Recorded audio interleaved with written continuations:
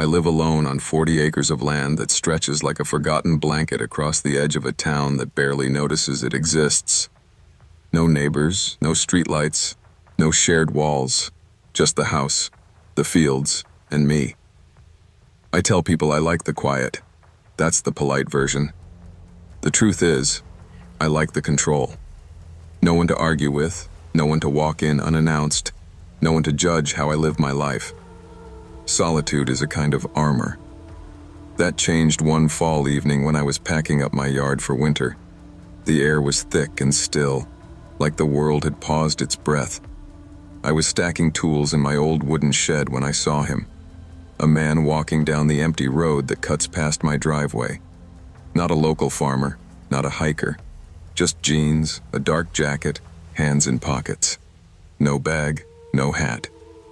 He didn't glance at my property, but something about his gait made my skin crawl. It was off-kilter, like a marionette puppet mimicking a human walk. I brushed it off as a drifter and went inside. But that image, his too perfect mimicry of a normal person, stuck in my brain. By the time dusk turned into that deep rural darkness, I realized the world beyond my walls had gone silent. No rustling trees, no coyotes, not even the distant hum of the road. Just me, my house, and the unnatural stillness. Then, from the direction of the shed, a single, hollow thud, wood on wood. The door hitting its frame. I told myself it was the wind. I always lock that shed door because it warps in the rain and is a pain to fix. But when I went out, it was wide open. No footprints, no sign of anything disturbed. I closed it, slid the bolt, and tested it twice. Walking back to the house, I felt that hunted feeling. The sense that something was matching my steps, just beyond the edge of the light. I scanned the field, half expecting to catch someone mid-step, pretending they hadn't been there at all. Inside, the air smelled faintly of earth, like damp soil and old leaves. I thought I'd tracked something in until I saw it. A partial shoe print, dark and fresh, angled away from the door instead of toward it. It led down the hallway, a stain of dirt and something smeared, heading straight for my spare room. My chest tightened in that slow, cold way that comes when your mind already knows what your eyes haven't fully registered yet. Somebody had been in my house while I was out at the shed. Possibly still was. I grabbed my rifle, the one I keep loaded but mostly for show. It's not that I'm paranoid. It's that I've always believed in being prepared. You don't live alone on that much land without learning to trust your instincts. I followed the print down the hall, each step feeling like I was shrinking into a smaller and smaller room, even though I was technically going deeper into the house. The spare bedroom door was mostly closed, just a sliver of dark between the door and the frame. On instinct, I pressed my ear against the wood. There it was. Breathing. Not panicked, not excited. Just steady, patient. Like whoever was in there had all the time in the world. Before I could talk myself out of it, the doorknob twisted under my hand, not yanked, but turned with this slow, deliberate pressure. I stepped back as the door opened, and I finally saw him. He looked wrong. Not monstrous wrong, but in that uncanny way where every detail is almost, but not quite, familiar. His hair was cut like mine. He was about my height. Even his clothes were similar to stuff I owned. But his face, it was like someone had tried to draw me from a blurry memory and missed by a few crucial strokes. The angles were off. His eyes were a shade too dark, his mouth a fraction too wide. He held an old shovel, the one I keep in the shed, with both hands like a weapon. There was dirt caked all the way up the handle, and something darker under his fingernails. We stared at each other, my rifle leveled at his chest, his grip tightening on the shovel. The rage in his eyes wasn't random. It was focused, like he was furious at me personally, like I'd taken something from him. My brain kept snagging on the fact that I recognized the scar along his jawline. I have it too, from when I fell off my bike as a kid. I yelled at him to drop the shovel and get out, but my voice cracked, too thin to match the weight of what was happening. He tilted his head, like he was analyzing the sound. Then, as if he'd made a decision, he gave me this tiny, resentful half-smile and hurled the shovel toward me. I flinched and staggered back. By the time I recovered, he'd turned and climbed out the spare room window in one fluid motion, disappearing into the field without so much as a backward glance. I called the sheriff's office, but deep down I knew they weren't going to find anything. The deputy who showed up was polite, but his eyes carried that "we've seen this before" fatigue. He walked through the house, checked windows, looked under beds, took photos. "No footprints outside," he said. "No broken locks. No sign of forced entry." He glanced at the spare room door, then at me. "You sure you didn't maybe surprise a local kid?" he asked. "Or someone who thought this was their place?" I shook my head. He was at least my age, my build, and he had that scar. The deputy shrugged. "People look alike. Happens all the time." He didn't believe me. Or maybe he did, and just didn't care. He took my statement, scribbled something on his clipboard, and left a business card. "That's all we can do," he said, stepping back outside. "If anything else happens, call us." I stood in the hallway after he left, staring at the spare room door. It was closed now, locked, but the memory of that breathing, steady, patient, was still there. That night, I barely slept. When I did, I dreamed of standing in my own field, watching my house from the outside, unable to get in. The next morning, I went into the spare room in daylight. The bed was made, the window shut from the inside. There were only two things out of place. First, the old family photo I keep on the dresser. In it, I'm about 8, standing with my parents. Had been moved so it faced the bed instead of the door. Second, the mirror on the wall had a smear right where my face would be if I stood in front of it, like someone had dragged their fingers down it, scratching at an image that wasn't quite right. Days passed, but the house didn't get quieter. It just got emptier. I started sleeping with the lights on, kept the rifle within arm's reach, checked the locks on every door 3 times a night. But the silence wasn't the problem anymore. It was the feeling that I was being watched. I'd catch myself staring at reflections in windows, half expecting to see a second version of myself just behind me. I'd hear the faintest scrape of something moving in the walls, like dry leaves brushing against plaster. The spare room became a ghost room. I avoided it. I kept the door shut, the lights off. I told myself it was just my brain replaying the image of that man with the shovel. But then came the nights when I'd wake up to the sound of breathing again. Steady, patient, coming from the hallway. Not from the spare room this time, from the kitchen. I'd sit up in bed, heart hammering, listening to the silence that felt too thick. One night, I decided enough was enough. I grabbed the rifle, turned on every light in the house, and walked through room by room. Nothing. But in the kitchen, I noticed something odd. A smudge on the counter, near the stove. Wet, smelling faintly of earth. Like someone had been leaning against it, listening. I wiped it away, but it came back the next night, and the next. Each time the smudge was in a slightly different spot. Like whoever was doing it was moving around, trying to stay hidden, but unable to resist the urge to touch something. It felt less like a break-in, and more like someone was practicing being me. I stopped sleeping in the bedroom, started sleeping in the living room, where I could see the whole house from one angle. I told myself it was temporary, that I was just being dramatic, but the house didn't believe me. One night I woke up to the sound of the front door opening. Not the soft click of a key, not the creak of old hinges, a heavy, deliberate push, like someone was testing how much force it would take. I sat up, rifle in hand, and listened. Silence. Then, From the hallway, the faintest sound of footsteps. Not walking, just shifting weight. Like someone standing still but refusing to be invisible. I stood, moved toward the hallway, and called out, "I know you're there!" No answer. Just the quiet hum of the house, waiting. I stepped into the hallway. The air felt colder here, sharper. And then I saw it.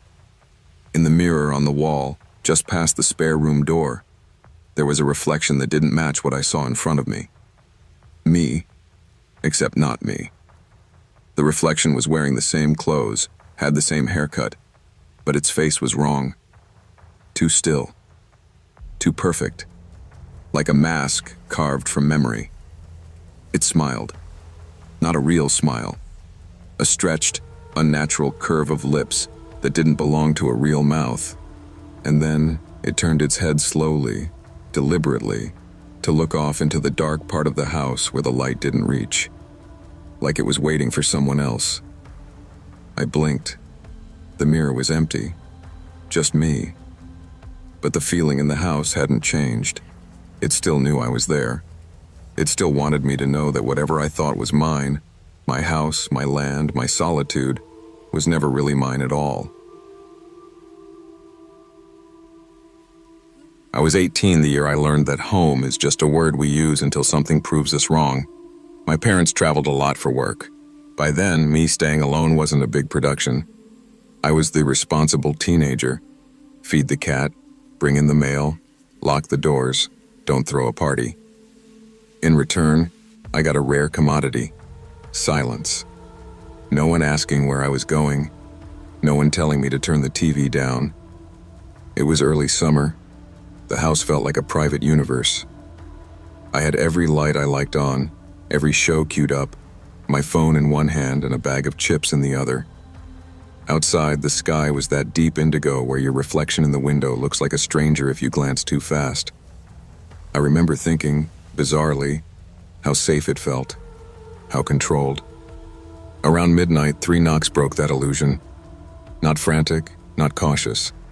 3 slow, measured thuds on the front door, the kind that sound like someone practiced them. For a second, I moved on autopilot. Home equals safe, door equals formality. You open, that's what you do. My hand wrapped around the knob and stopped. It wasn't a thought so much as a full-body red flag. Nobody comes here at midnight. We don't have close neighbors. My parents weren't due back for 3 days. There was no logical universe where a friendly visitor was at our door. I pulled my hand back, suddenly aware of how alone I actually was. The house, which had felt big, and mine, suddenly seemed full of corners I couldn't see from where I stood. I checked the peephole. That was the last normal action of that night. 2 men stood on the porch. They were too stiff to be casual, too coordinated to be random. Dark jackets, dark pants, not uniforms, but almost matching. The kind of clothes people wear when they want to look professional without actually being attached to anything official. No pizza boxes, no clipboards, no delivery truck in the driveway. They weren't looking at the door. They were staring straight ahead, like they were waiting for a cue. After a beat, one of them spoke. "We're here to speak with Mr. and Mrs. Ian," he said. My parents' last name, perfectly pronounced. The tone was wrong, though. It sounded rehearsed, like a line in a play. He didn't say your parents or the homeowners, just their names, like he knew them without knowing them. Every instinct in me screamed to stay silent. I could feel my pulse in my ears. The soft buzz of the ceiling light above me sounded like static. The air between my mouth and the door felt too fragile to risk words. I held my breath. They waited another moment, then glanced at each other. One muttered something I couldn't catch. Then they stepped out of the peephole's view. I didn't hear a car door. No engine turning over. Just the fridge humming behind me and the blood rushing in my head. I should have called someone then. My parents. A neighbor. 911. Instead, I did what people do when they're half scared and half in denial. I went back to the living room, sat on the couch, and pretended if I never unpaused the TV, the moment at the door wouldn't matter. I didn't turn the sound back on, though. Every groan of the house suddenly had edges. A couple of minutes later, I heard it. Footsteps along the side of the house where there is no sidewalk. Just dirt and weeds. Slow, measured steps. Too heavy to be an animal. Too hesitant to be normal. I moved to the back of the house and peeked through a tiny crack between the curtains. They were in the yard, not leaving, pivoting. One of them was slipping something slender and metallic from his pocket, working the latch on the back gate like he already knew how it was built. The other kept looking up at the dark windows, not scared, expectant. They hadn't gone away. They'd gone around. Panic is weird. It doesn't hit all at once. It arrives in layers. First layer. They're not supposed to be there. Second, they never left. They just chose a different entrance. Third, cold and clear. They're not here to talk. While one of them tested the back door, pressing, stepping back, looking at the frame like a contractor might, the other scanned the second-story windows. I backed away from the curtains like the glass had teeth. My phone was suddenly the heaviest thing I'd ever held. I texted my parents, "Call me now." Then I didn't wait. I dialed 911. I kept my voice low as I moved through the house, whispering to the dispatcher, trying to balance speed and silence. "There are 2 men at my house," I said. "They tried the front door and now they're in the backyard. My parents are out of town. I'm alone." "Stay on the line," she said. "Can you get somewhere safe you can lock?" The garage. It had a solid door to the house. No windows. I eased into it and clicked the door closed, heart hammering. Right after she told me officers were on their way, something metallic popped from the back of the house, hard enough that I felt it through the wall, the deadbolt giving way. Then the back door shut. My house has this specific echo when that door closes. A low, heavy thud through the floorboards. I'd felt it 1,000 times from upstairs. Hearing it from the dark garage felt like listening to someone else's heartbeat beating in my chest. Their footsteps inside were controlled. Not the hurried shuffle of thieves, not the random wandering of drunk idiots. Slow, deliberate, weight spread out like they were savoring the quiet. I could trace their route by sound.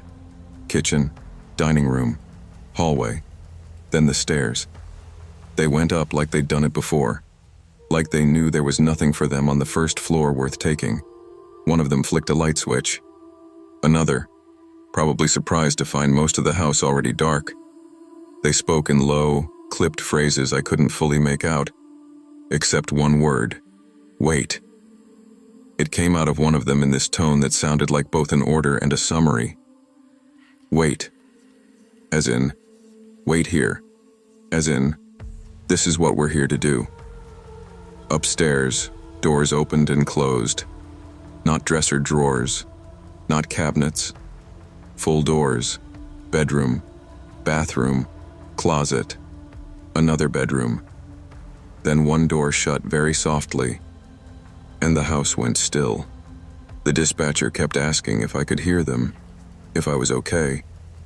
I realized at some point I'd stopped answering out loud, afraid even my whisper would ride the air vents up to them. Time fell apart. 10 minutes felt like an hour spent under a boot. I didn't go upstairs. I didn't move at all except to breathe as quietly as I could. The garage was dark except for the thin LED light on the opener. My own shadow on the cement looked like someone else hunched there. I could still hear them above me. Not moving exactly, but present. A weight on the ceiling. In that weird, stretched-out time, my brain did something I hated for. It started filling in the blanks. I could see them in my mind as clearly as if I'd stuck my head around the corner. Both of them in my parents' bedroom. The biggest room, the one you'd automatically gravitate to if you were planning an entrance. sitting on the bed, in the dark or near dark, facing the door, maybe one on each side of the frame, maybe both at the foot, maybe one standing, one sitting. It doesn't matter. The shape of it was the point. Waiting. I knew in a way that bypassed logic that if my parents had actually been due home that night, they would have walked straight into that. Keys in the front door, casual conversation about their trip, bags in hand, lights off because they'd think everyone was asleep, up the stairs, down the hallway, into a room where two men already knew their names. The dispatcher said, "They're almost there. Stay with me." Then, the crunch of tires on gravel, not fast enough to be a chase, but fast enough to mean business. No sirens, just presence. The house above me came to life. Fast footsteps across the upstairs hall. A door slamming. Hissed arguing, more urgent than before. The back door opened again. Officers shouting commands, their voices echoing in a way the men's hadn't. "The police are entering now," the dispatcher said, calm but with this undercurrent like, "Now we see which way this goes." They went straight upstairs. They didn't need anyone to tell them that's where the wrongness lived. Another voice came around the outside, close to the garage door. They knocked. Firm, but not pounding. They said my name through the wood over and over until I finally croaked, "Yeah." When I stepped out into my own driveway, my quiet, normal-looking house was lit in police red and blue. It looked like a crime scene before a crime had time to finish. They walked me to the sidewalk. I watched as two men in dark jackets came down my front steps in handcuffs. They didn't look at me. That was somehow worse. They didn't resist. That's something the officers kept repeating. They went quietly. They complied. They had no duffel bags full of electronics, no pillowcases full of jewelry, no visible weapons, just those heavy jackets and a script they'd half unfinished. At the station, they gave almost nothing up. Basic info. Names that might have been real. No priors in the system that screamed monster. Just minor crap. Trespass, shoplifting, whatever. They knew my parents' full names. Our address. That my parents traveled often. Roughly how long they were usually gone. Later, my parents checked their digital lives for leaks. No obvious social media oversharing. No travel photos posted in real time. No public calendars. The airline miles account was secure. The email confirmed tickets, sure, but not our address. We never did figure out how these men pieced it together, or how many houses they'd tried this on before. In the end, the cops could only hit them with breaking and entering an attempted burglary. There was no weapon on them, no injury, no stolen property. Nothing happened, officially. That's what haunts me, because something absolutely was happening. It just hadn't finished. My parents tried to make it a teachable moment. "See?" my mom said. "Never open the door that late. You did the right thing." She wasn't wrong, but it didn't feel like the point. The point to me was that their plan didn't start with a door. It started with a name, with a schedule, with a mental blueprint of our house. And that when that plan hit a snag, my silence, my refusal to answer, they didn't give up. They adapted. They went around. I can't prove this, but I know deep in that irrational, instinctive place that if I'd answered, "They're not home, it's just me," something in them would have clicked sideways. The scene upstairs would have been different. The target would have shifted. And I might not be here to tell the story in a casual horror thread on the internet. Now, whenever my parents leave town, I feel this continuation. Not fear of a new thing, but dread of something resuming where it left off. Sometimes a car will idle too long on our street at night. The headlights will wash over our front door. I'll pause whatever I'm watching, stand in the hallway, and listen, just to be sure. Sometimes I swear I can feel the echo of those 3 practiced knocks in my bones. Not yet on the door. Just rehearsing, waiting for the right timing.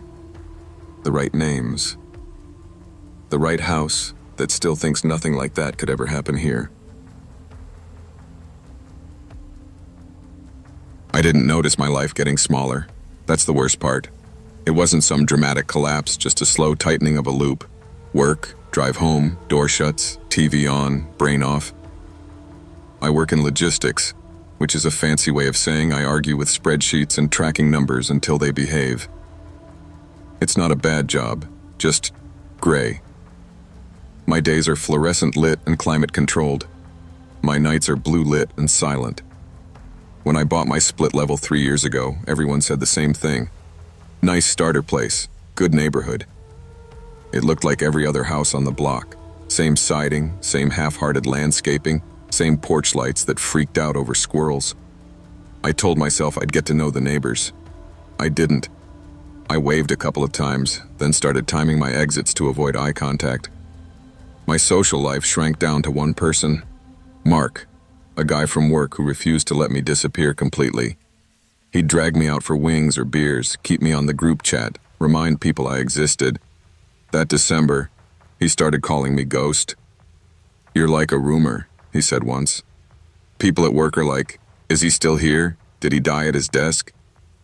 "I'm just tired," I always said, which was true, but it wasn't the whole story. Tired is safe. Tired is easy. Tired is how you justify not noticing that no one would miss you for a few days if your porch light burned out and never turned back on. Mark's New Year's party was his last stand against my hermit phase. "You're coming," he said. "This isn't a question. You can sit in the corner and judge everyone, I don't care. Just show up." I went because saying no felt like admitting something I wasn't ready to name. The party was exactly what you'd expect. Too loud, too warm, too many conversations you drift in and out of without actually connecting with anyone. I drank cheap whiskey from red cups because it filled the silence when I couldn't think of small talk. Every time I checked my phone, the time was later than I thought. Around 1:30 a.m., I bailed. Told Mark I had an Uber coming and would get my car tomorrow. The ride home was quiet, streets empty. When the driver left me at the curb, the neighborhood felt hollow. No fireworks yet, no kids, just a kind of suspended stillness. I got inside, maybe locked the door, maybe didn't. I thought I did. The act is so automatic I don't have a clean memory of it, just the feeling of key and lock, twist, click. I was drunk enough that probably felt like definitely. I collapsed on the couch fully dressed, shoes kicked halfway off, the remote digging into my hip. I didn't even turn on the TV. The darkness felt like mercy. The doorbell cut through my sleep like a blade. 4, maybe 5 hard presses in a row. Too urgent to be a drunk neighbor. Too impatient to be a delivery. I remember surfacing, disoriented, heart starting to pound. I did nothing. I lay there, heavy as wet sand, thinking, if I don't move, it stops being my problem. After a few seconds, it did stop. No knocks, no voices. My body, desperate for rest or escape or both, dragged me back under. I wish I could say I didn't know better. The truth is, I chose not to know anything at all. The next time I woke up, it wasn't to a sound, it was to a feeling. That cliché "someone's watching you" thing, it's real. It's like your nervous system wakes up before your thoughts do. My eyelids felt glued down, but every instinct I had was suddenly screaming. The darkness was wrong. My living room usually has this faint orange haze from the streetlights, but now it was almost pure black. As my eyes adjusted, I saw that thin stripe of light on the hallway wall, pale and still.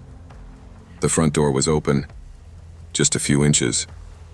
Enough that the night bled in, enough that I knew, with absolute certainty, that I had not done that.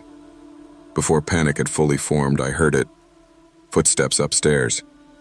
Not clumsy, not cautious, just normal.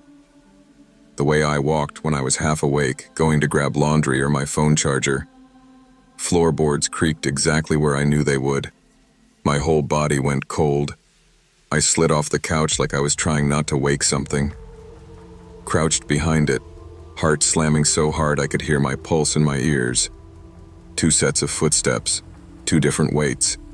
A door opened. My bedroom.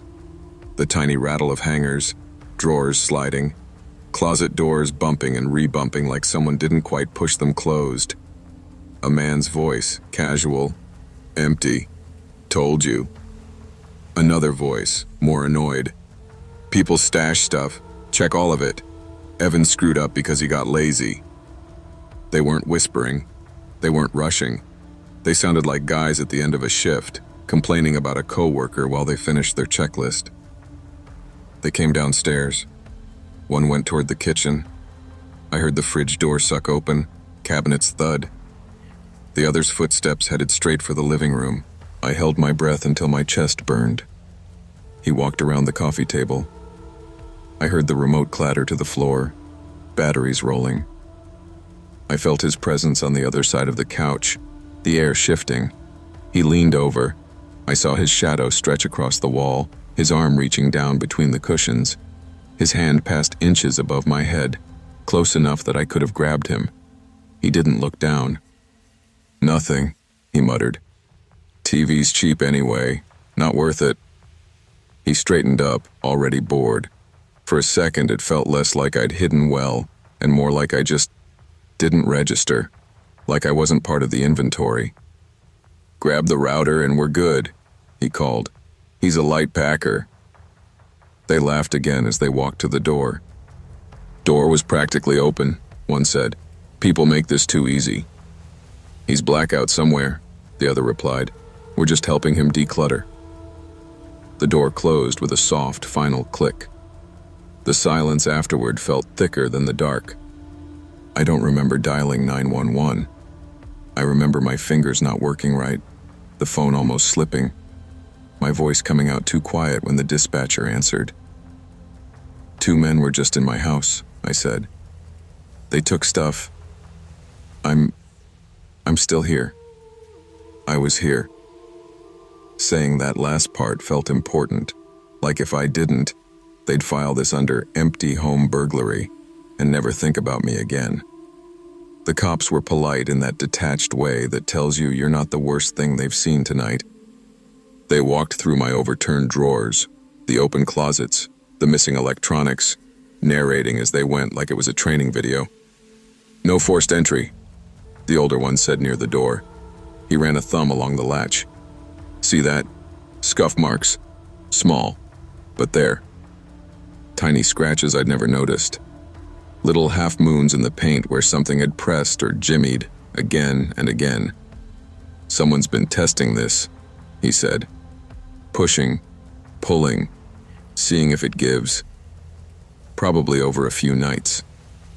I felt weirdly offended, like I'd failed some exam without knowing I was taking it. My neighbor across the street, Halpern, shuffled over in his slippers when the cruisers pulled away. "Everything okay?" "Got robbed," I said. The word felt foreign in my mouth. He frowned. "Huh. Should have said something. I've seen a car just sitting out here a few nights lately.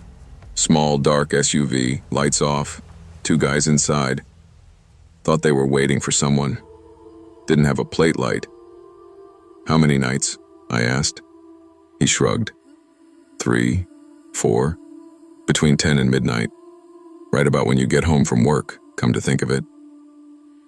Suddenly I could see it. Me, this predictable blip on their schedule. Garage light on at the same time every night. Porch light, TV glow. Me not talking to anyone.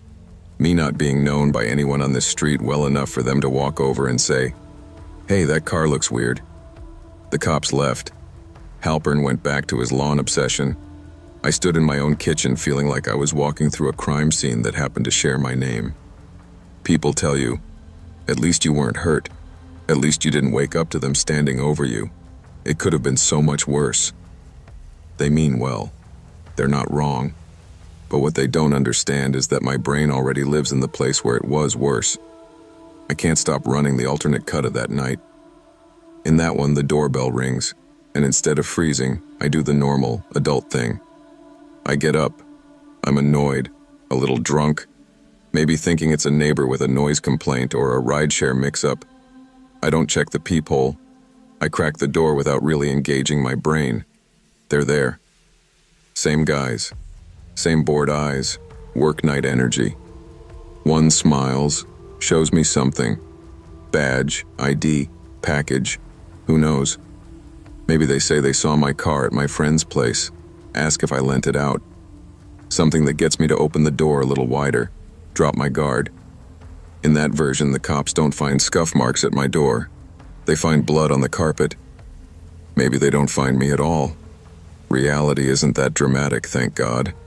But the line between what happened and what could have happened feels paper thin. Now, every time I wake up at 3 a.m., and it happens a lot, I lie there listening, not hearing footsteps exactly, but sensing some leftover echo of them. I feel like I've accidentally slid into the wrong timeline where I wasn't supposed to be on that couch, where they planned around me being gone.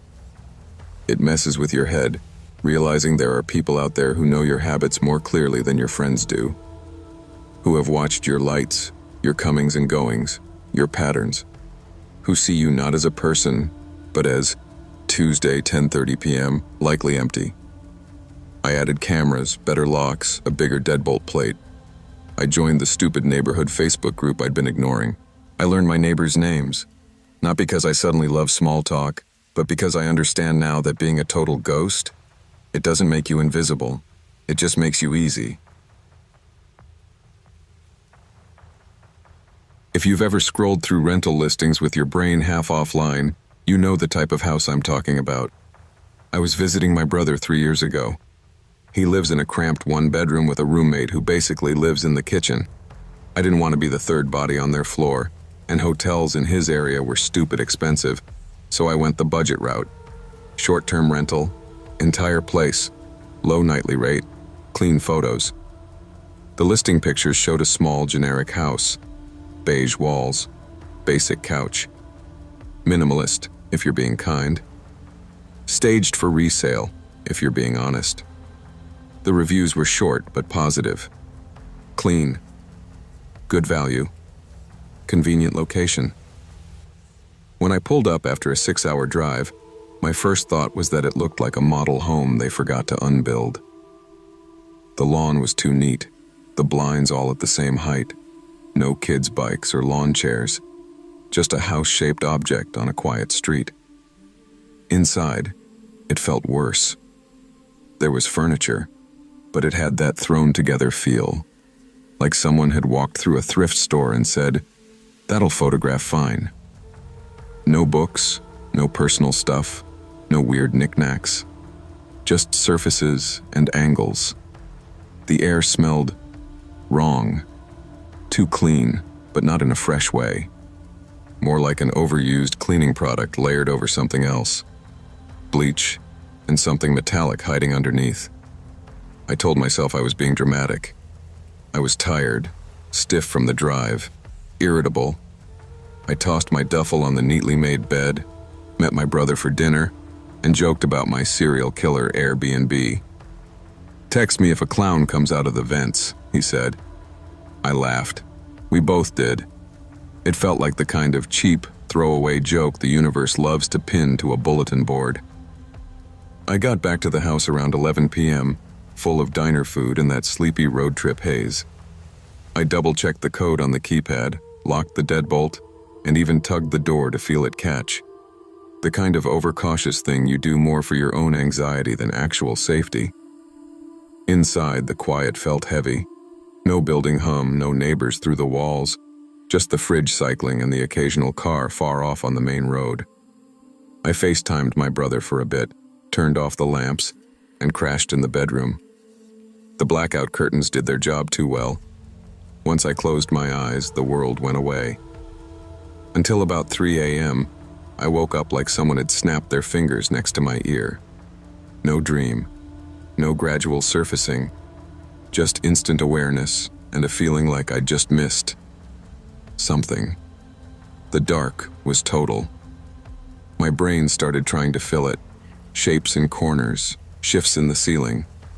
I lay there, holding my breath, and that's when I heard it. Click. Not loud, not dramatic. Just the unmistakable, soft, controlled sound of a door latch engaging somewhere down the short hallway. No footsteps before it. No footsteps after. Just that single, careful sound, like someone easing a door shut so it wouldn't slam. Every part of me went cold. The thought came in fully formed. Someone has a key. I lay there for what might have been 5 minutes or 30, listening to a silence that suddenly felt packed with attention. My heartbeat was so loud in my ears it almost masked everything else. Finally, I swung my legs out of bed, grabbed my phone, and edged into the hall. The front door looked off. The deadbolt was turned the wrong way. The handle sat slightly open, the rubber weather strip not fully compressed. I knew I'd locked it. I shut it, locked it again, triple-checked it like an OCD ritual. I didn't call 911. It felt too big for something that could still be explained by the cleaner forgot. Instead, I called the non-emergency line. The dispatcher listened, didn't sound surprised at all, and sent a patrol car just to check things out. 2 officers walked through the house with flashlights, opened closets, looked at windows. No signs of forced entry. No open doors. They were polite but radiated that we've seen nervous travelers before energy. Honestly, one of them said, these places see a lot of foot traffic. Cleaners, owners, handymen. Stuff happens. Change the code. Keep everything locked. You'll be fine. The owner texted first thing in the morning. Long apology. New code. Lots of, this has never happened before. I wanted to believe that. To file it away as a weird but ultimately harmless story. If I'd listened to the part of me that didn't buy it, I would have checked into a hotel that day. I didn't. The second night started normal enough. That's what makes what happened feel worse. It slid in sideways, not as some cinematic horror moment, but as a series of small, dismissible things. All day, the house made me uneasy. The chemical smell seemed stronger, like the air had been scrubbed and something under it was still trying to leak through. Every room felt unused, despite the fact that I was there. Like my presence hadn't registered. My brother suggested I just crash at his place. Dude, our couch is terrible, he said. But bad furniture beats haunted knockoff IKEA. I laughed it off. I didn't want to be the needy sibling. Didn't want to deal with his roommate. Didn't want to admit I was spooked by a house. You're overthinking it, I told myself, locking the door again that night. New place, weird vibes, brain filling in gaps. Around 11, I was sprawled on the living room couch with the TV on silent, half watching, half scrolling my phone. The hallway was visible in my peripheral vision, a dark rectangle of space leading to the bedroom and bathroom. That's when I heard it, the sound of someone breathing behind me. Not a cartoonish gasp, just a slow, wet exhale through a nose. Human. Close. I whipped around so fast I made myself dizzy. The couch, the TV, the doorway. Nothing. No one.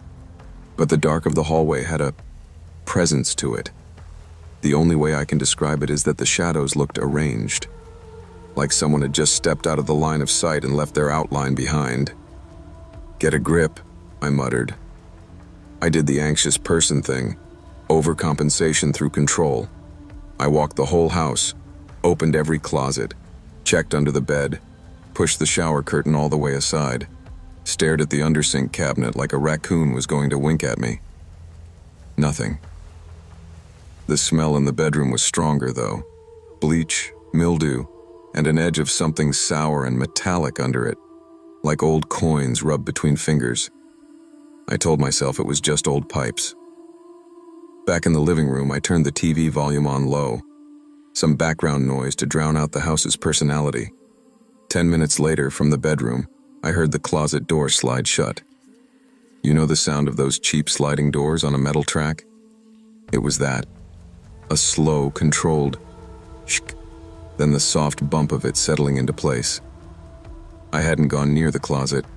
I was sure of it. My reality split. Rational me, Old house, uneven floors, draft. Door drifted shut. That's it. Animal me. There is something in that room, and it is closing itself off. I stared down the hallway, lamp in one hand like I was in some bad reenactment. The longer I waited, the more the air felt dense, like the hallway had filled with a substance thicker than oxygen. Eventually, I walked toward the bedroom, every step a bad decision I'd already committed to making. The closer I got, the more that coppery smell sharpened, threading into the back of my throat. The closet door was closed. There was a sliver of darkness where the panels met, a seam too narrow for anything to look through, but my brain supplied eyes anyway. I don't know why I started talking. Maybe I'd seen too many movies. Maybe I was trying to convince myself I wasn't terrified enough to run. "I know someone's in there," I said, which sounded shaky and pathetic in the stillness. "I've already called the cops once. I'll do it again." My voice didn't bounce around like normal. It felt like the room swallowed it. No answer, obviously. No sorry, wrong rental. No burst of adrenaline and sprint from an intruder. Just the hum of the house and that smell pushing at the edges of my composure. I reached out. My hand closed around the cheap little finger groove in the closet panel. Just as I started to pull, the bedroom light went out. Not a flicker. A clean cut. 1 second I'm staring at the door. The next, I'm in absolute black. I froze. In that dark, all my senses tried to climb into my ears at once. That's when I felt it more than heard it. Weight shifting. A shoe, because it had that rubber on wood drag. Scuffing once. Inside the closet. 6 inches, maybe a foot, from where I stood. There is a level of fear that bypasses language. Nothing witty, nothing rational. Just an animal scream in your nervous system. I dropped the lamp without realizing it. My body had already decided to run. I bolted. Down the hallway, hands scraping the wall to orient myself. Into the living room, where the light from the street lamps outside made everything look washed out and unreal. The deadbolt suddenly felt like a puzzle I'd never solved before, fingers fumbling. All I could picture was that closet door sliding open behind me, silently, something stepping out into the hall. I yanked the front door open and didn't close it behind me. Just burst out onto the front stoop into the cold night air, like I'd been underwater too long. Under the wash of a nearby streetlight, I finally dialed 911 with fingers that couldn't hold still. "Short-term rental," I told the dispatcher, voice shaking. "Someone's in the house. I don't know how. I think they're in the bedroom closet." The light went out. She kept me talking until the sirens got close. I didn't go back in. Watching cops enter a place you just fled from is a weird experience. Part of you hopes they find someone, just to prove you're not crazy. Another part of you really, really hopes they don't. They swept the house, guns drawn at first, then relaxing into that slightly annoyed professionalism when nothing lunged at them. "No one inside," one of them said after a few minutes. "Windows secured, doors intact." The landlord, middle-aged woman, practical haircut, showed up in sweatpants, out of breath and apologizing before she even hit the porch. "I'm so sorry," she kept saying. "I've never had... This is... Oh my God." The officers brought us into the bedroom last. The smell hit me again, thick and chemical and coppery. One of them slid the closet door open. It was just a closet. Single bar, plastic hangers, extra pillows and plastic wrap on the shelf, shoes lined up too neatly. I thought, maybe I broke. Maybe this is what a panic attack does to your senses. Then the officer who'd opened the door frowned and stepped closer to the inside panel. "Ma'am," he said to the landlord, "you aware of this?" On the inside of the closet door, down low where you wouldn't see it unless you were looking, was a metal latch, newer than the door, a simple sliding bolt that could be locked from within. "That's not supposed to be there," the landlord said immediately. Her voice had that too quick quality of someone reacting before their brain could catch up. "That's not..." I didn't install that. The chemical smell seemed to tighten in that small space. One of the officers stepped back, hand over his mouth briefly, like he'd caught a whiff of something he couldn't place and didn't want to. They didn't say much in front of me after that.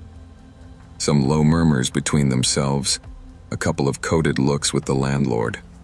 One of them took photos. Another radioed something in a calm, clipped tone. They suggested I find alternate accommodation for the night. The landlord offered, insisted on paying for, a hotel. I didn't argue. I watched the house recede in the rearview mirror and felt like the darkness in the bedroom was watching me go. For weeks after I went home, I checked the local news. Nothing about bodies found. Nothing about serial squatters. No arrests. The house didn't show up on any crime maps I could find. A month later, curiosity got the better of me. I opened the rental app and searched the neighborhood. The listing was gone. Relief flickered, until 2 weeks after that, when I saw what I'm 99% sure was the same house.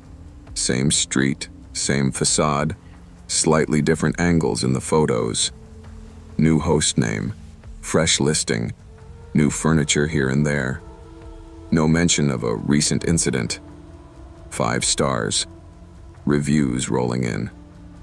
So peaceful. Slept better here than I have in months. House feels very private. Perfect solo getaway.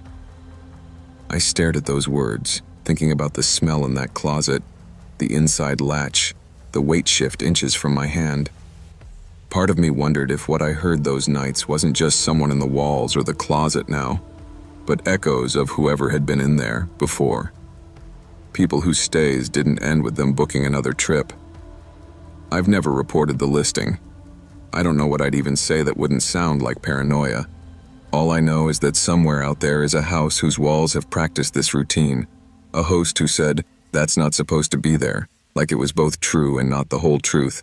And a closet with a latch on the inside that didn't install itself. And strangers keep going there, looking for a cheap, peaceful place to sleep.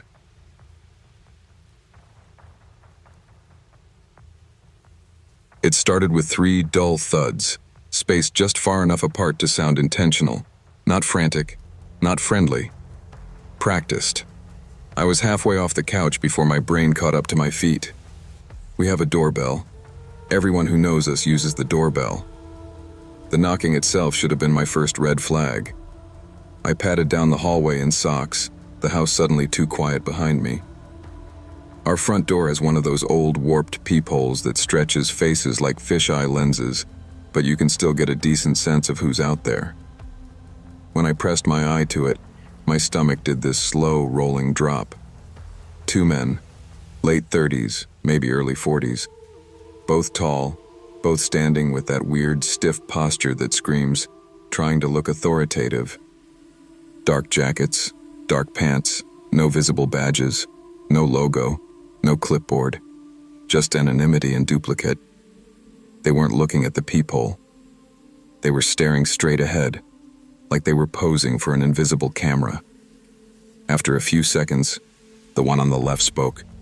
His voice had the tone of someone reading from a teleprompter. "We're here to speak with Mr. and Mrs. Ian." He said my parents' last name perfectly. No hesitation, no mispronunciation. It sliced clean through my half-asleep haze. Only people who actually know my parents, or have their information, say it right the first time. My hand was already on the doorknob, but something in me locked up. I didn't answer. I didn't move. I just disappeared behind the wood. I hadn't decided not to talk. My body just chose for me. They waited, counted breaths. One of them shifted his weight, the smallest scrape of shoe on concrete. Then he turned his head slightly toward the other and muttered something low I couldn't catch. A moment later, they stepped out of the peephole's frame. No hello, no anyone home, no second knock, just gone. I waited for the sound of a car door, an engine, anything that would mark this as a normal interaction. Instead, the house swallowed everything. It was so quiet I could hear the ceiling light buzzing above me and my own heartbeat in my ears. Some part of me wanted to laugh it off. Wrong address, religious people, sales guys. But there was this colder peace, way in the center of my chest, that knew I had just avoided entering into something I didn't understand, and that whatever it was, wasn't finished. I backed away from the door and told myself I was being dramatic. I even went back to the couch and unpaused my show just to prove I could, but I didn't absorb a single frame. Every tiny noise in the house got amplified to 10 times its size. About 2 minutes later, I heard it, the faint crunch of gravel on the side of the house where no one ever walks. That strip is basically decorative weeds and dirt between us and the property line.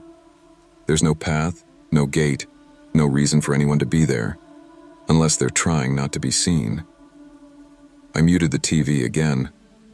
The footsteps were slow, careful. One. Pause. Another. It sounded like they were rediscovering the layout, probing for weak spots. I moved to the back of the house and nudged the curtain barely an inch. The backyard was a flat smear of indigo, our patio table just a darker shape. Then my eyes adjusted, and there they were. The same two men, their outlines cutting against the yard. One was at the gate, crouched slightly, hands working the latch. The other stood a few feet back, angled so he could see every window at once. He tilted his head, scanning the second floor. For a second I had the sick, specific thought that he was counting bedrooms. Okay, no, I whispered to myself. Nope. I backed away from the glass, my heart climbing into my throat. My hands were shaking so hard I almost dropped my phone, pulling it from my pocket. I texted my parents first. Pure panic logic. Me. Call me now. The message went through, little delivered checkmark, mocking how useless it was at that hour on a different time zone. Then I dialed 911. When the operator answered, my voice came out in this thin, shaky whisper I barely recognized. I gave the address, explained there were two men trying to get into the house. Are you somewhere safe inside the residence? She asked. Her voice was calm in that almost inhuman dispatcher way, as if this whole situation was a math problem. Kind of, I said. They're at the back. The front is locked, I think. Can you move to a more secure room and stay on the line? The closest place that made sense was the garage. It has a heavy interior door with a deadbolt and no windows. I moved as quietly as I could, every step feeling like a shout. As I eased the door closed behind me, something metallic popped from the back of the house. Not a knock, not a kick. The sound of hardware giving way. They'd forced the back door. I felt it in the studs more than heard it. Our house has its own internal language. Doors slam, pipes hum, appliances whine. That particular echo, the hollow thud of the back door shutting, was as familiar as my own voice. Hearing it from the wrong side of a locked garage felt like listening to someone else inhale using your lungs. Ma'am? The dispatcher said. Are you still there? Yeah, I whispered. They're inside. From inside the dark garage, everything in the house was translated into blunt vibrations through drywall and concrete. I stood there, phone pressed to my ear, trying not to breathe too loud. Their footsteps came in like they owned the place. Slow, measured, definitely not the frantic shuffle of someone grabbing valuables. One pair was heavier, one a bit lighter, but their rhythm stayed almost identical. I could trace their path: kitchen tile, dining room wood, the subtle change to carpet at the base of the stairs. 2 adult males inside the residence, the dispatcher repeated, more for the recording than for me. Officers are en route. Stay with me, okay? I wanted to ask her if anything about this sounded normal to her. Instead, I just said, okay, and listened. They went upstairs. Our staircase has one board that squeaks on the 5th step. I counted under my breath. 1, 2, 3, 4. Squeak. 5. Then their weight shifted onto the 2nd floor. Drawers being rifled have a specific sound. Sharp pulls, wood hitting stops, objects clattering. What I heard instead was doors. Long, soft swishes as closet doors opened and closed. Hinges creaking on bedroom doors being tested. Every once in a while, one of them flicked a light switch. The soft click echoed down through the framing, but no new light filtered under the garage door. I had already turned everything off but the living room lamp. To them, it must have looked like a house that had gone to sleep hours ago. They weren't in any hurry. That was the worst part. No low "hurry up," no sounds of bags or zippers, nothing that said, "We're here to grab and go." It felt like reconnaissance. Once, the lighter-footed one spoke loud enough that his voice bled through the ceiling. One word, clear and sharp. Wait.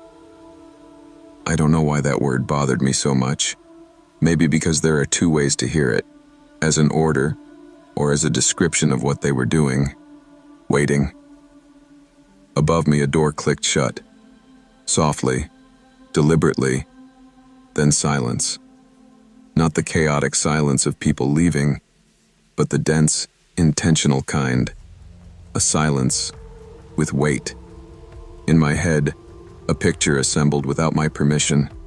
My parents' bedroom. The bed.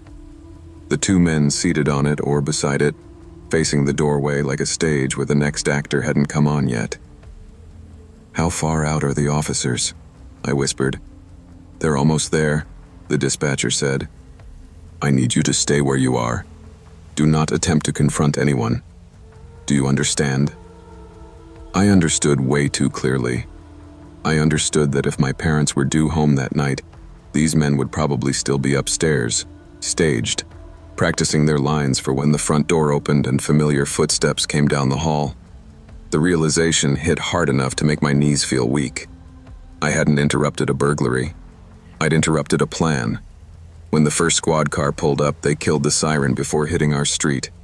All I heard was the crunch of tires on gravel and the low murmur of radio chatter coming through someone's open window. Inside the house, the stillness burst. Feet pounded across the upstairs hallway. A door slammed, then another. One of them cursed under his breath, just a muffled syllable, but the tone was unmistakable. "Officers are entering now," the dispatcher said. "You're doing great. Stay put until they come to you." The back door opened again, this time with authority. Voices barked commands. "Sheriff's Department. Hands where I can see them." Boots thudding up the stairs, the controlled chaos of trained people stepping into someone else's mess. Another officer came around the side of the house and knocked gently on the interior garage door. "My name?" "It's the police. You can open up." I froze for a second. Every movie I'd ever seen flashed through my head. Someone faking a voice, baiting the victim.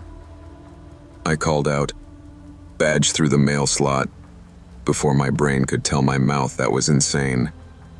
There was a tiny pause, then a quiet chuckle. "Fair enough," the voice said, closer to normal now. "Unit 24. I'll back up so you can open it." I still checked through the peephole. He was there. A uniform, reflective vest, radio on his shoulder. I unbolted the door with hands that felt like they belonged to someone else. The house looked wrong in red and blue. Our neat, neutral walls were slashed with emergency colors, making everything look staged, like the set of one of those gritty reconstructions on true crime shows. They walked me outside while other officers moved in and out, their radios hissing. After what felt like a long time and also no time at all, 2 men were let out in cuffs. Same jackets, same stiff posture, now just slightly deflated. They didn't look scared. They looked annoyed. Like this was a delay. One of them scanned the crowd and his gaze skimmed past me for a microsecond. No recognition. No surprise. Just a flicker, like he was checking which variables had changed. "Do you know these men?" an officer asked me. I shook my head. "No, Never seen them. Later, I overheard snippets. No weapons found on them. No stolen property. No obvious tools beyond whatever they'd used to pop the back lock. When questioned, they gave names the cops clearly didn't buy, and addresses that led to vacant buildings. They knew my parents' full names. They knew our address. They knew our travel dates. Roughly 3 days. Home Sunday. Could be they got your info from a data breach, one detective said when my parents finally flew home and met with them. Or social media. People post more than they realize. My parents don't post anything. No boarding passes, no vacation shots. Their profiles might as well be dead. We're charging them with breaking and entering, the detective said. Unfortunately, that's all we can get to stick right now. My mom's voice cracked. That's it? They were in our house. Yes, ma'am, but they didn't harm anyone. They didn't take anything, and they're not talking. That night, after everyone left and the house was finally, painfully quiet, my dad tried to lighten it. See, he said, forcing a smile. You did everything right. You didn't open the door. You called 911. Lesson learned. He meant it as comfort. But don't open the door to strangers felt microscopic next to what had actually happened, because the scariest part wasn't that 2 men broke in. It was that they broke in and waited. Life has a messed up way of snapping back to normal after something like that. For everyone else, anyway. Locks get upgraded. A security system goes in. My parents add travel discretion to their list of rules. Then they go back to their flights and presentations and hotel points. I went back to kind of nothing. School, sure. Friends, sure. But mostly, living in the same house that had been rehearsed as a crime scene. Sleeping in the same bedroom under the same ceiling where 2 strangers had walked, paused, and decided to stay a while. For weeks, I kept picturing what would have happened if their timing had been different. If my parents' flight had landed early, if traffic had been lighter, if their "we'll be home by 11" turned into 10 instead. I'd see it like a movie in my head. The front door unlocking, my mom calling out my name, my dad dropping his suitcase in the hall, light flipping on at the top of the stairs, 2 men standing in the doorway of the master bedroom saying my parents' names in that practiced tone. We're here to speak with Mr. and Mrs. Ian. I started noticing patterns I'd never paid attention to before. How predictable we were. The light we always left on over the stove. The habit of my dad checking the mail before taking off his shoes. My mom hanging her keys on the same hook every time. I could have written a script for our nightly routine. So could anyone watching long enough. That realization gutted whatever sense of safety I had left. I wasn't afraid of monsters or ghosts. I was afraid of rehearsal. Of people who practiced being harmless until the exact second they didn't need to be anymore. The legal process dragged on, then kind of fizzled, at least from what we were told. Without evidence of a bigger plan, the system treated it like a weird, failed break-in. A blip. The men pled to lesser charges. Time served, maybe probation. No one would say much. I still think about them, about how calm they were, about the way one of them said, "Wait," upstairs, and how that one word felt like the center of a larger sentence none of us got to hear. Here's what lives with me now. Every time my parents book a trip, I get that same sinking feeling in my stomach. Not that something new will happen, but that something old will resume. Like somewhere, someone still has a copy of the script labeled Ian House, Night Interior, and is just waiting for the right cast to line up again. Sometimes, late at night, when a car slows down outside, I mute whatever I'm watching and stand in the hallway. I just listen. For gravel crunching along the side of the house where no one should walk. For the back latch trembling. For 3 measured knocks and a voice saying my parents' names, ready to pick up right where they left off.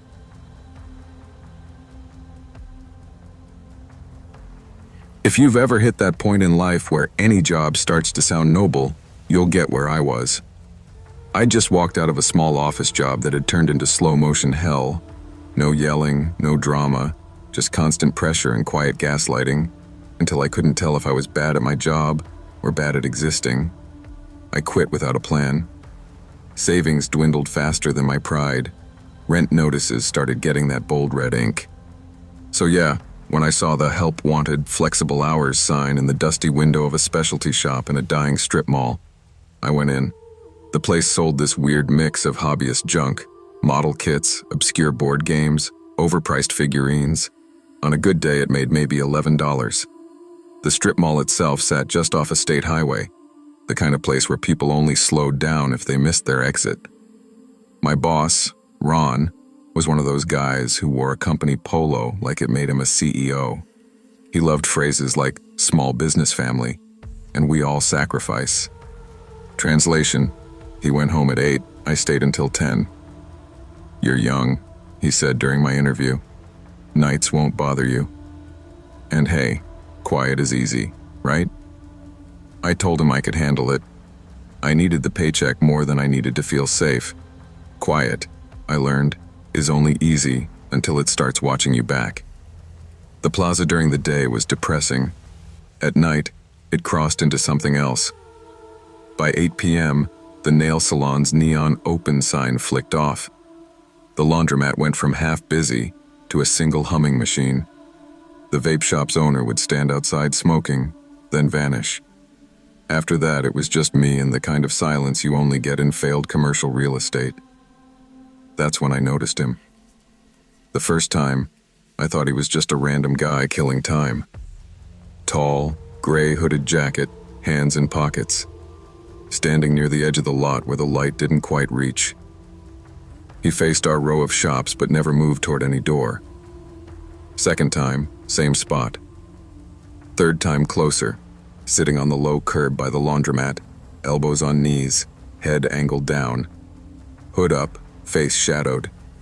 I started calling him the Watcher in my head because it made it feel like a character in a story instead of a person in my life. I asked the lady at the laundromat once, trying to sound casual, "Hey, you see that guy in the gray hoodie a lot?" She barely looked up from her phone. "Which guy?" "Tall, hood up, just stands around." She shrugged. "People come and go. Long as they don't bother me, I don't notice." The vape shop guy claimed, "Oh yeah, dude's been around forever." Then, a beat later, "Or maybe I'm thinking of someone else." I never saw him go into a single shop. Never saw a car for him. He was just there. Far enough away to ignore if I wanted to. Close enough that pretending I didn't see him started to feel dishonest. I told myself he was probably just lonely. That the strip mall was the closest thing to company he had. That explanation worked. Until the night he moved closer. My third week there, my coworker texted me an hour before his shift. "Sorry man, sick as hell. Can't make it." I forwarded it to Ron. He replied almost instantly, "You'll be fine. After 8, it's a ghost town." He meant it as reassurance. It didn't feel like that. By 9:30, I'd had one customer, some guy buying a pack of card sleeves with crumpled bills. The rest of the time, I wiped already clean shelves and watched my reflection in the front glass. The Watcher was there. Not at the edge of the lot this time. He'd moved up, leaning against a lamppost directly opposite our store. The hood was up, hands in his pockets. The light behind him was blown out, so all I could see was a tall silhouette. I tried not to stare, told myself, "He's just a guy. Homeless maybe. Weird but not dangerous. If he wanted trouble, he would have started it already." At 9:50, the aisle lights flickered. One long blink, then 2 quick ones like they were trying to communicate something. The security monitor in the back stuttered into static for half a second, then came back. Old building, old wiring. I filed it under annoying but explainable. At 10 o'clock on the dot, I locked the front door, flipped the sign to closed, and went to count the drawer in the little back office. Bills, coins, the scratch of my pen on the closing sheet. The normal ritual started to calm me down. Then I heard it. A soft, slow drag along the front glass. Not knuckles. Fingernails. I stepped out from the office just far enough to see the door. The watcher was standing inches from the glass now, right up against it. His hood was angled down so sharply I couldn't see any part of his face, just darkness under the fabric. His left hand was flat on the door, fingers spread wide. From where I stood, it looked like he was feeling the glass, not knocking, not trying the handle, just connecting. My heart hammered against my ribs. I stayed frozen behind a display, watching. My phone buzzed in my pocket, a notification, too loud in the quiet. I flinched, looked down for a second, thumbed it silent. When I looked back up, the window was empty. No footsteps, no shadow walking away. Just gone. I went straight to the monitor. 4 angles, grainy black and white, entrance, main aisle, side aisle, back hallway. I rewound the last 5 minutes. On the screen, the front of the store stayed completely empty. No man in a hoodie, no hand on the glass. While I was still trying to make sense of that, the feed glitched again. For 1 frame, maybe half a second, it showed me. Same uniform, same apron, standing at the register, counting cash. Timestamp, 2 nights earlier. Then it snapped back to live. I told myself it was a software bug. Old system, cheap cameras. Still, I shut the office door before I finished counting. The lock on that thin, hollow core door felt like a joke. I turned off the sales floor lights, 1 section at a time, until only the emergency strips glowed faintly. The store felt smaller, pressed in by its own inventory. I grabbed my keys and headed toward the back exit. The front door chime rang. Just once. Soft, cheerful. The same sound it made every time someone walked in during business hours. Except the front door was locked. I checked it myself. I was holding the only key. The air changed. It sounds stupid, but that's the only way I can describe it. The room felt thicker, like someone had just taken a deep breath and was standing there, waiting. I froze. From the center aisle came the faintest scrape, like a shoe sliding half an inch on tile. Not a crash, not a bump, just presence. I did not go toward it. I backed into the office instead, shut the door as quietly as I could, and locked it. My hands were shaking so hard it took 3 tries to dial the non-emergency police line. "I'm at the store name," I whispered. "I think someone's inside." The door's locked, but I heard... I stopped. What was I going to say? I heard a chime that shouldn't ring, and air that felt wrong. The dispatcher said officers were on the way. Stay put. Don't engage. So I watched the cameras. For a minute, the feeds were boring. Empty aisles, empty entrance, empty hallway. Then something appeared. No door opened. No frame flickered. 1 second, the front part of the store was empty. The next, there was a figure at the edge of the aisle, just inside the camera's view. Tall, hood up, edges blurred like the focus was off. He didn't move, didn't turn, just stood there, perfectly still, like he was posing for the worst portrait ever taken. The timestamp in the corner started to spin. Date and time cycled so fast it was unreadable. Last week, last month, last year, like the system couldn't decide when this was happening. I couldn't breathe. I couldn't look away. After what felt like forever, but was probably a few seconds, his head lifted toward the camera. It didn't zoom.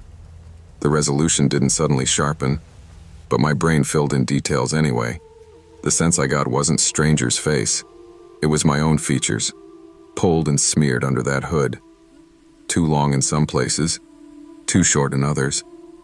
Like someone had taken me apart and put me back together wrong, then scrubbed out the actual details. Recognition and revulsion at the same time. My eyes watered. I blinked, and the monitor showed empty aisles again. When the officers finally knocked on the back door, I nearly screamed. They swept the store, checked every aisle, both doors, the small stockroom. Nothing disturbed, one of them said. Everything's locked up tight. Could have been someone rattling the door and running off. These plazas attract weirdos. I almost told them about the camera, about the timestamp, about the not quite me face. Instead, I just nodded, signed their form, and watched their taillights vanish into the highway traffic. Ron was more mad about the police cars than about me being scared. "We don't need that kind of reputation," he said the next day. "It spooks customers. Next time, just call me first." "Would you have come in?" I asked. He didn't answer. I lasted 2 more weeks. Each closing shift got worse in ways that would sound minor to anyone who wasn't there. The chime went off twice on different nights, even though the door stayed still on camera. I'd be restocking and feel the unmistakable sensation of someone standing just behind me, this pressure, like another body in my space, only to turn and find empty air. Twice, while I was alone, the monitor flashed that same single-frame image of me at the register from earlier nights. Same posture, same stack of bills in my hand. The timestamp was different each time, stretched by a few minutes or hours, like the system was building out a whole catalog of my routines. My last night there, I bent down to grab something from under the counter and felt a breath against the back of my neck. Warm, close. No one was there. I handed in my notice the next day. Ron tried to argue. "You're overreacting," he said. "You're young, your imagination runs wild. Nothing's happened. You're fine." "I don't feel fine," I said, "and I don't want to be here when whatever this is decides to stop playing around." He rolled his eyes but let me go. Now, months later, I still have dreams about that office. Not about Ron, not about customers, about the monitor. In the dream, the 4 camera feeds are all me. Me shelving, me counting, me locking the door, me standing at the glass, hand pressed flat against it, hood up. The timestamp never settles. It just keeps spinning. Sometimes when it finally looks up in the dream, there's no face at all. Just the reflection of those aisles, perfectly stocked, stretching on forever. When I drive past that strip mall now, I tell myself not to look. I always do. The nail place is gone. The vape shop's lights buzz. My old store has a for lease sign, but the interior lights sometimes flicker on at night. I never see the watcher, but the lot looks wrong. Too still, like a paused video. Like whatever happened there is still happening on some loop, waiting for the right set of eyes to press play. And on nights when my apartment is dark and my phone is face down and it's too quiet, I'll hear that soft, friendly chime in my head. A door opening for someone, not for me.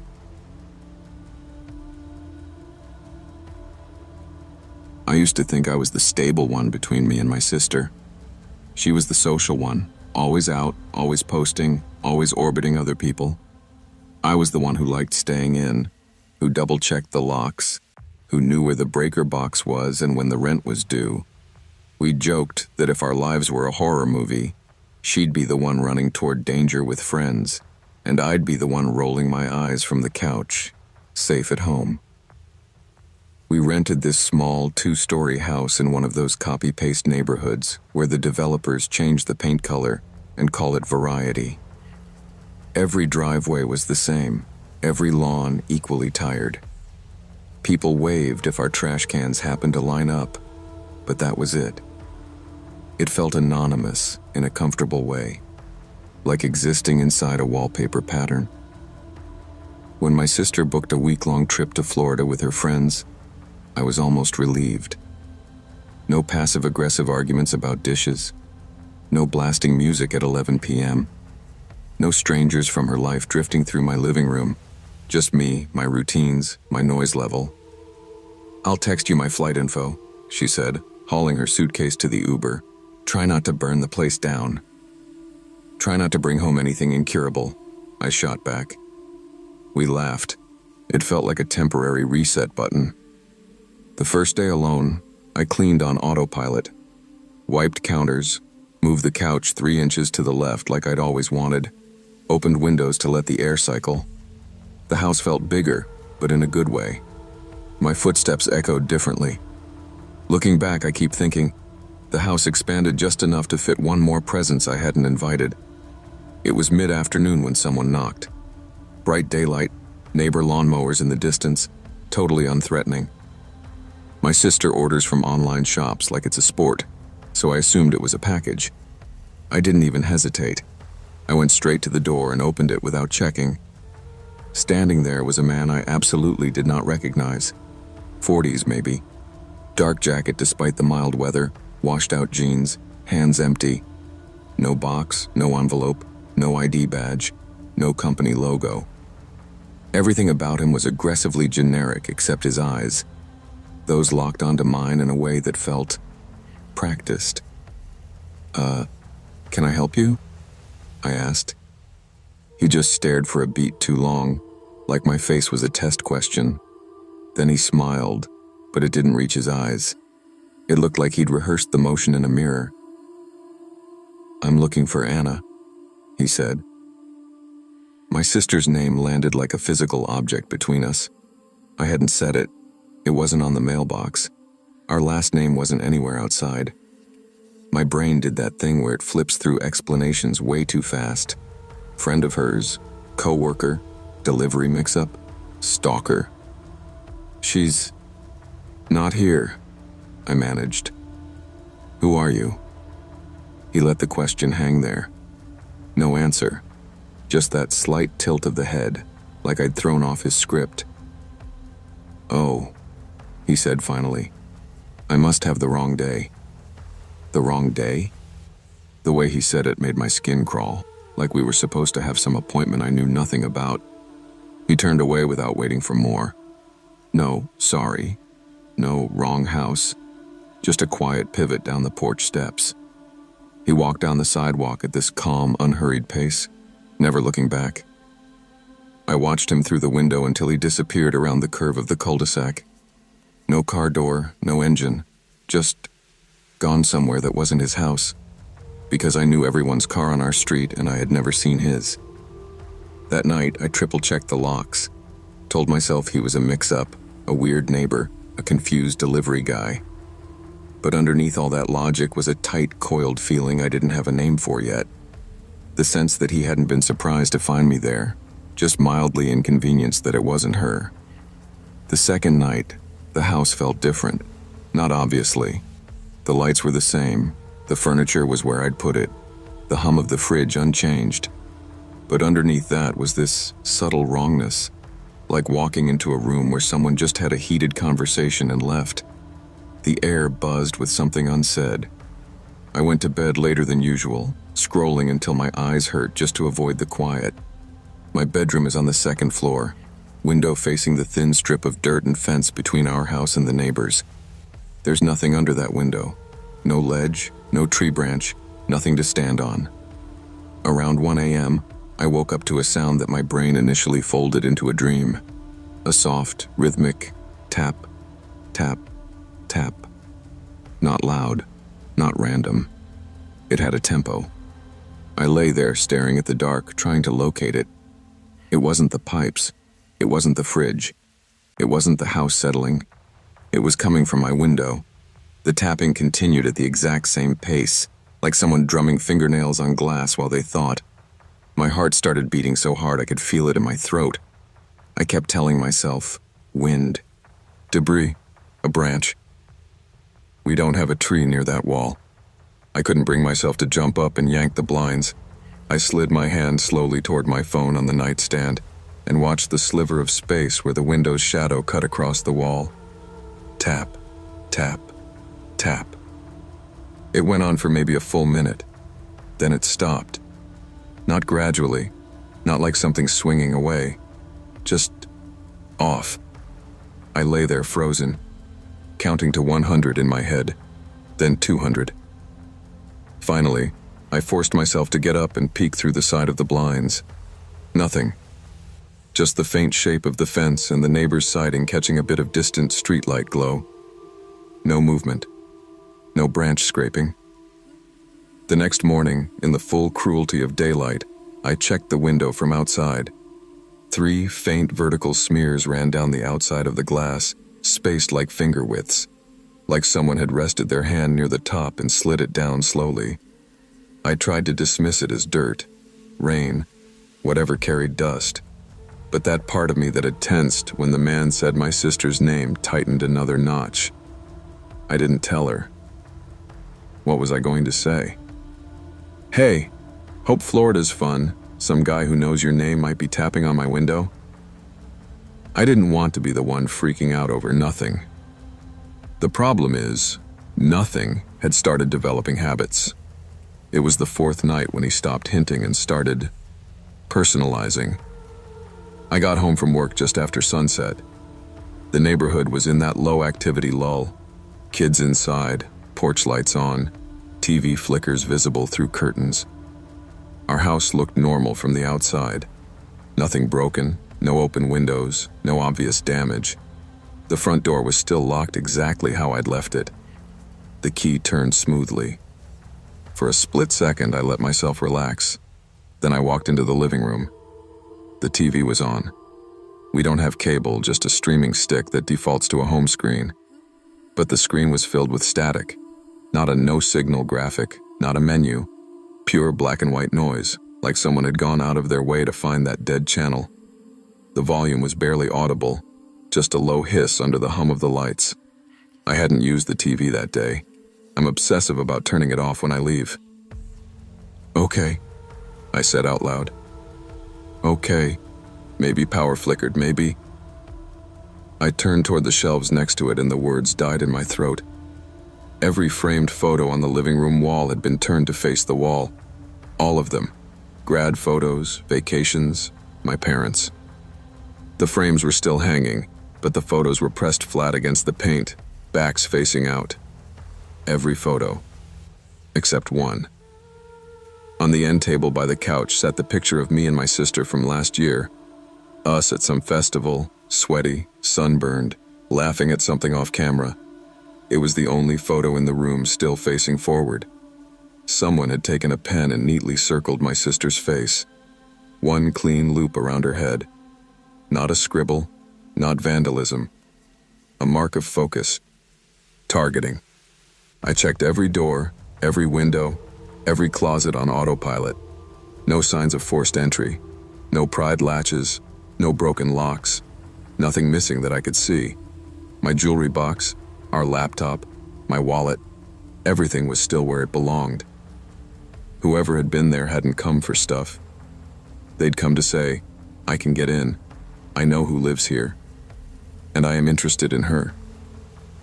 My hands shook so hard when I called my sister that I almost dropped the phone. She answered on the second ring.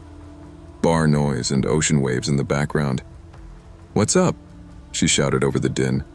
Do you know a guy in his 40s? I started, then realized how insane that sounded. Dark jacket, kind of average looking, maybe brown hair? She snorted. Wow, that narrows it down. Why? I told her about the man at the door, the way he'd said her name, the tapping, the photo. Her tone shifted from amused to defensive. I don't know anyone like that. I haven't given our address to anybody except for job stuff and deliveries. You're freaking yourself out. Are you sure? I pressed. Like, completely sure?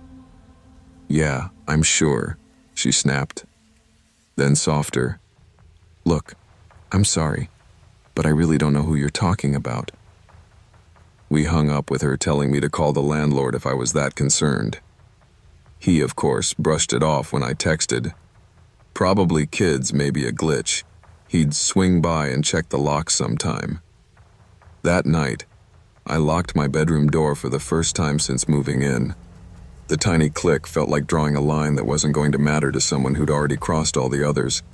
It was somewhere around 3 a.m. when the house woke me up. Not a loud bang, not glass breaking. That would have been simpler. No, it was the subtle things that did it. The particular creak of our hallway floorboard, the one I step on every morning on my way to the bathroom. Creak. Then another. Slower. Someone walking down the hallway outside my room. I lay there in the dark, suddenly wide awake, every hair on my arm standing up. I grabbed my phone and clutched it in both hands, thumb hovering over the emergency call button. The footsteps stopped just outside my bedroom door. The gap under the door went darker, someone's feet blocking the light from the nightlight in the hallway. The doorknob jiggled once, a polite test. Then again, with more pressure, turning as far as the lock would allow. The lock clicked in protest. The knob strained but didn't give. Whoever was on the other side held it there for a beat, as if feeling the resistance, as if confirming, locked this time. I was holding my breath so hard my ribs hurt. In that silence, my phone suddenly buzzed. A text from my sister replying to something I'd sent earlier. The vibration sounded deafening in the dark. I dared a glance at the notification. A photo of her on a beach, time-stamped, her and her friends smiling with drinks. She was very clearly nowhere near my house. Then I heard it. A man's voice, right outside my door, low and too familiar in tone. Anna? He said her name like he'd said it before, not questioning who she was, not mispronouncing. It had that mix of affection and annoyance you use for someone you're used to dealing with. I didn't answer. Couldn't. My throat had locked up.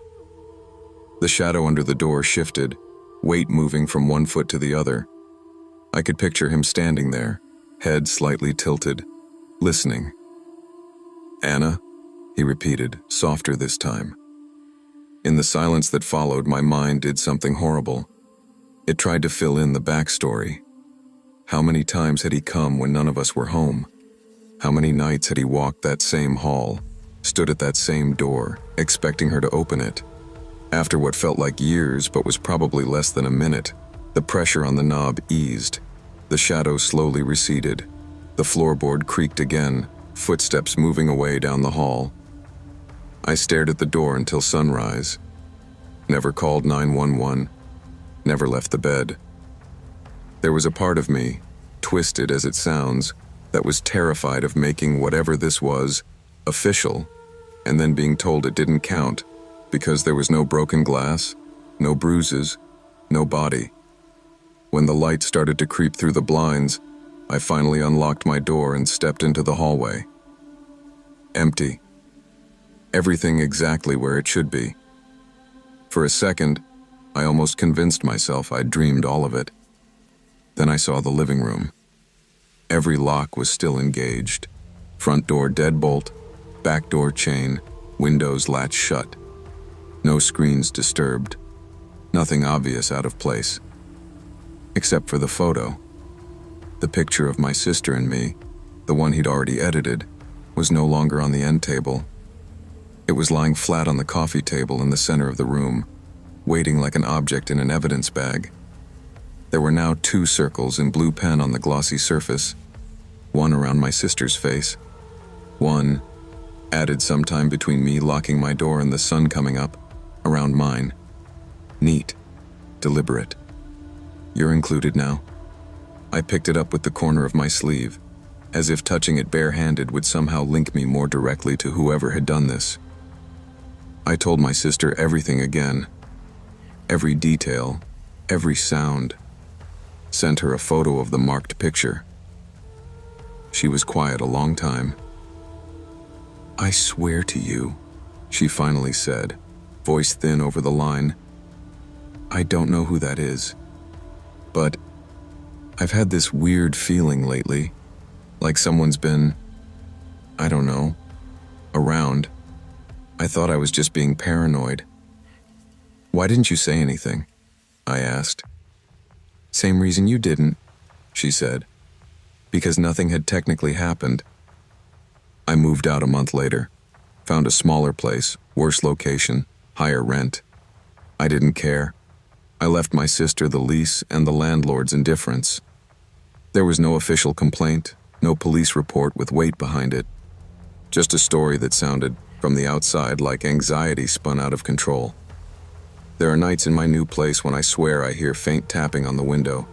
Not loud enough to be sure, just soft enough that I might be imagining it. Sometimes, just on the edge of sleep, I hear someone in my head say my sister's name in that practiced tone. The part that keeps me awake isn't the idea that he might find us again. It's the dawning realization that he didn't improvise any of this. The way he said, "I must have the wrong day."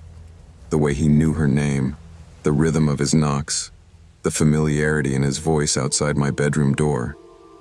He acted like this was something he'd done before, like our house was part of a route, a loop he walked now and then, except this time for once someone was actually home to notice. When my father died, he left the lake cabin to my sister Claire and me. We hadn't spoken in 3 years, not since the night before my engagement party, when Claire had an affair with my fiancé. I told them both to get out of my life. The anger didn't fade overnight, and now, weeks after Dad's funeral, we were stuck sharing a cabin neither of us remembered fondly. Driving up the winding road, memories of summers long gone clashed with the resentment still burning in my chest. Claire kept chatting in the passenger seat about redecorating, planting flowers, maybe even repainting the deck. I only nodded, staring out at the mist over the lake. The cabin looked like Dad had left in a hurry, or like someone had been living there secretly. Couch cushions were disturbed, cupboard doors left open, cans stacked in odd patterns. Muddy footprints led from the back door straight to the master bedroom. Claire laughed it off. "Maybe Dad had a caretaker, or someone came to check on the place," she said, brushing her blonde hair behind her ear. That night, though, it became impossible to ignore. As I lay in bed, I heard slow creaking from the attic above. Step after step, deliberate, like someone testing the planks. The air smelled faintly of pipe tobacco. Dad's scent, but I knew he was gone. Claire was asleep beside me. I considered waking her, then decided against it. Something about the sounds didn't feel random. It was familiar, too familiar, and deep down, I knew the cabin held secrets. Secrets Dad hadn't told us, or maybe, secrets he had tried to hide. On the third morning, we searched the cabin, hoping to explain the smell and creaking. Nothing. No source of smoke. No one hiding. But while inspecting Dad's old desk, I found a loose floorboard. Beneath it was a box of letters. Claire and I opened them together, hesitating. Some letters were addressed to me, some to her, some to neither of us. Many were never sent. But the content was disturbing. Dad had written about Claire, ruining everything. About me being too blind to see her true nature. About hearing footsteps at night, seeing someone standing on the dock at 3 a.m., whispering outside his door. I read one aloud, voice shaking. "She comes into my room at night now. She says she wants what I stole from her. I was wrong to leave her behind." Claire gasped. "Dad, hallucinating maybe? I don't know." I whispered. That night, the attic creaking returned. This time, it was slower, more deliberate. Someone was descending the steps, testing each plank. My heart raced. I nudged Claire awake. Her eyes widened as she heard the steps approaching. We hid behind the kitchen counter, frozen. A low, familiar female voice whispered, "Asterisk, asterisk, I want what's mine. Asterisk, asterisk." The footsteps turned sharply toward us. We didn't wait to see more. We bolted, packed a bag, shoved our feet into sneakers, and drove through the night, leaving the cabin and the lake behind. Claire cried silently, gripping the steering wheel. I tried to reassure her. "It's just Dad's old fears. Maybe the wind, shadows, memories." She shook her head. "You don't get it." It was her voice. 2 days later, my phone buzzed with a single message from Claire. I braced myself, expecting panic or anger. It was a picture of the cabin's bedroom. The bedsheets were pulled back. On the pillow, a lock of Claire's hair arranged in the shape of my initials. I dropped the phone, my stomach twisting. She's back," I whispered. Claire didn't respond to my follow-up texts. Not once. I called her, left voicemails. Silence. I told Mark about the cabin story, trying to find logic in the terror. "Maybe it's a prank," he said. "Maybe someone found the letters and is trying to scare you." But his voice lacked conviction. At night, I slept with the lights on, checking every corner of my apartment, every hallway, every window. The creaks of old pipes became footsteps. Shadows along the walls stretched like fingers. Then, last night, It happened. A muddy footprint appeared outside my bedroom door. I froze. It wasn't mine. Not Claire's. I stepped back, breathing shallow. The smell hit me first wet earth, lake mud. Then I heard it. A slow, deliberate shuffle. Someone was pacing just outside, testing the floorboards like Dad's letters had described. I grabbed my phone to call the police. Signal weak. Nothing. The voice came then, clear, low, and chilling. Asterisk, asterisk, you can't hide what's mine. Asterisk, asterisk. I realized it had followed us. It had left the cabin behind, and now, it was here. I spent the night in the corner of my living room, phone in hand, flashlight under my chin. Every sound, the hum of the fridge, the creak of the floor felt amplified. At 3:13 a.m., the footsteps paused right outside my bedroom. My breath caught. Then, silence. Too perfect. I whispered to myself, maybe it's a burglar, maybe it's nothing. Then I saw it. A shadow stretching along the hallway, tall and humanoid, but moving wrong, like a marionette. I could almost make out the shape of long hair. I tried to move. My legs refused. The shadow advanced, each step deliberate, echoing in my skull. You took what wasn't yours, the voice whispered, dripping venom. The phone slipped from my hand. The flashlight flickered. I grabbed a chair and held it between me and the shadow. Then it stopped. For a heartbeat, there was nothing.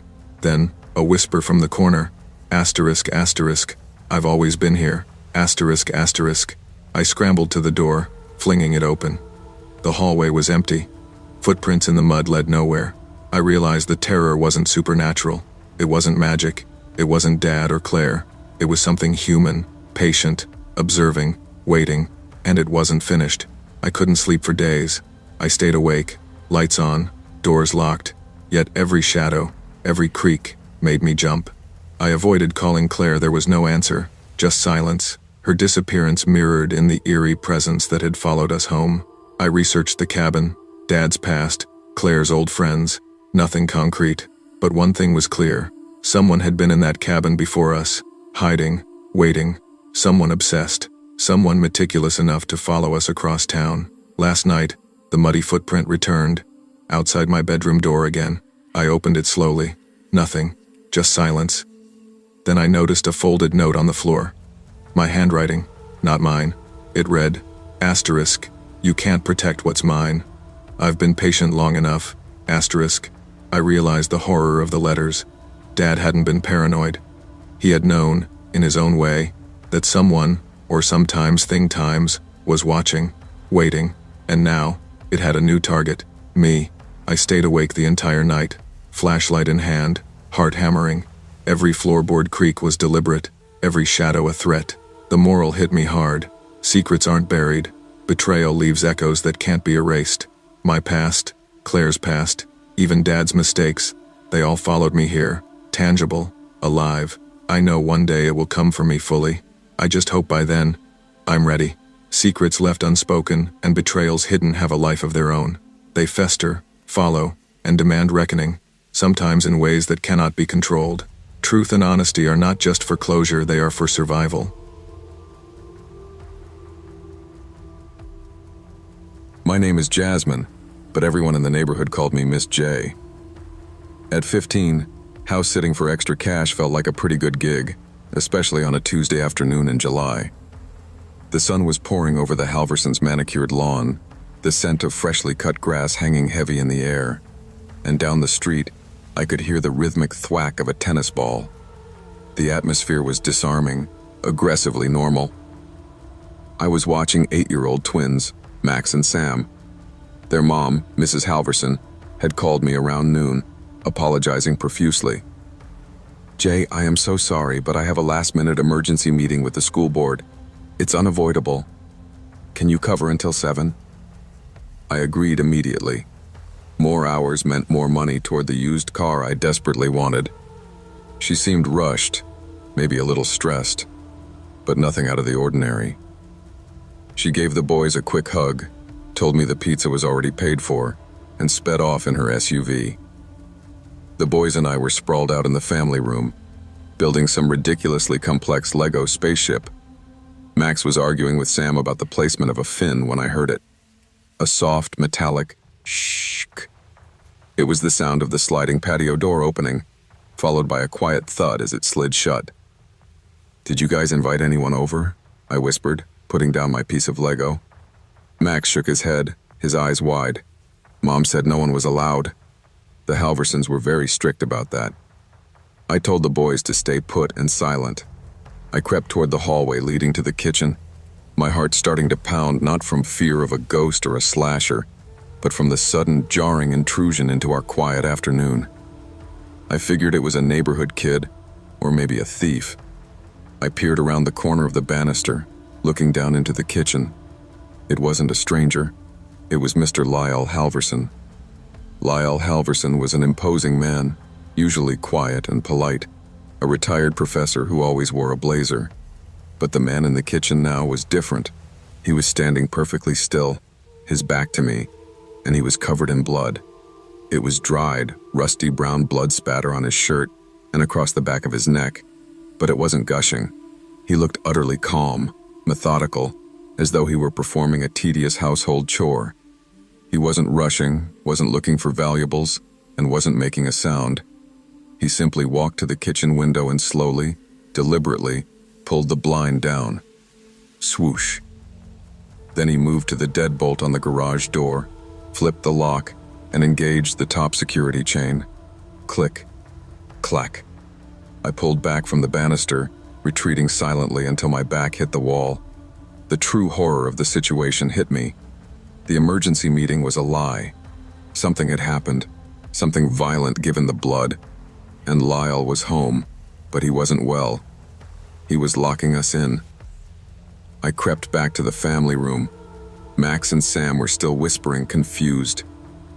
"Boys," I mouthed, "we have to be absolutely silent." I picked up the landline phone. Dead air.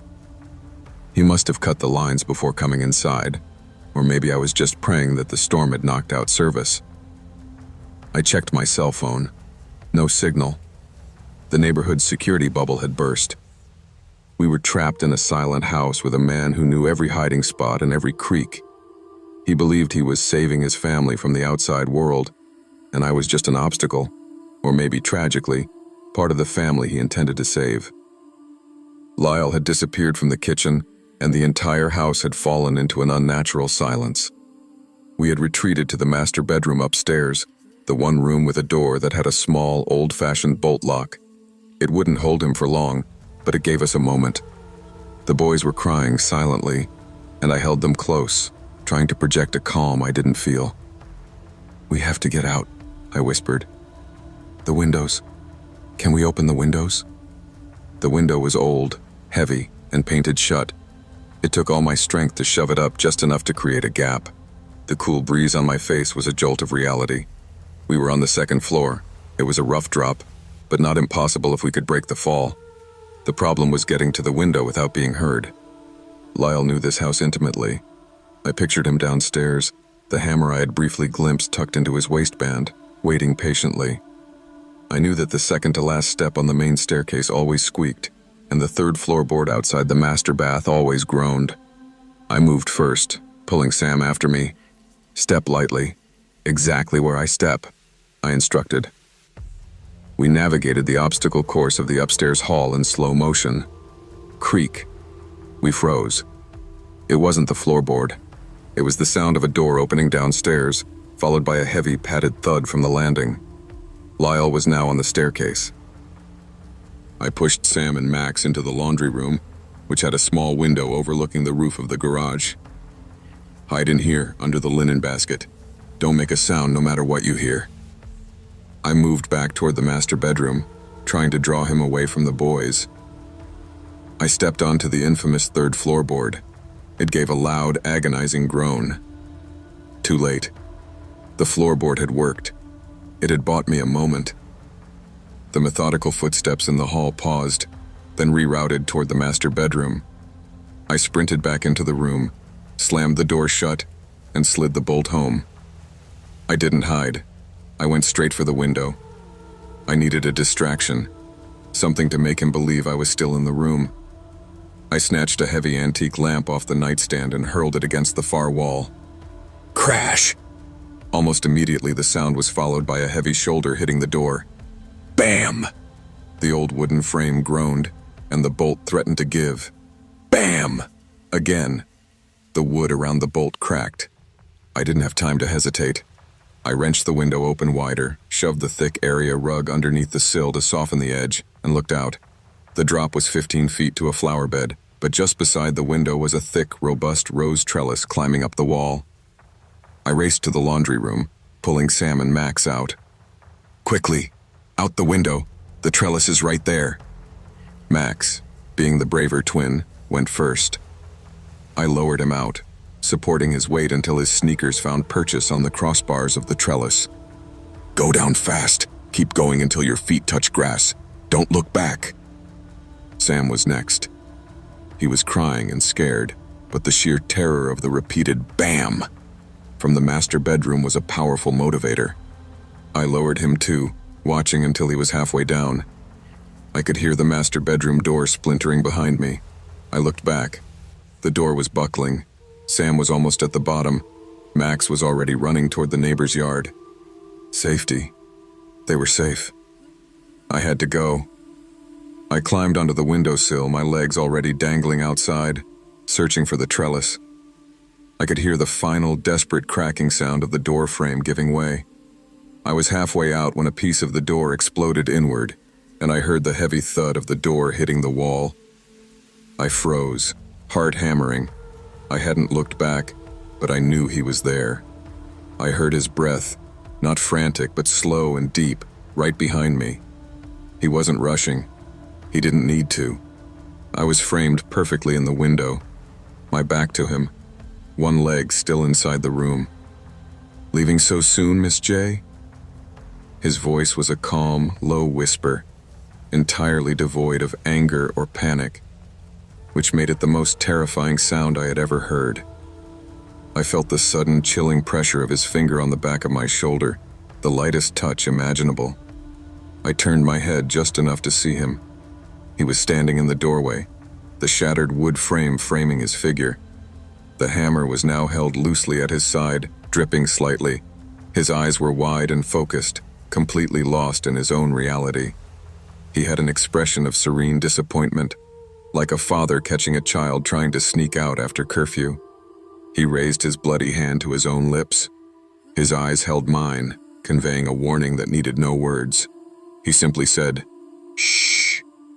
The screen cut to black.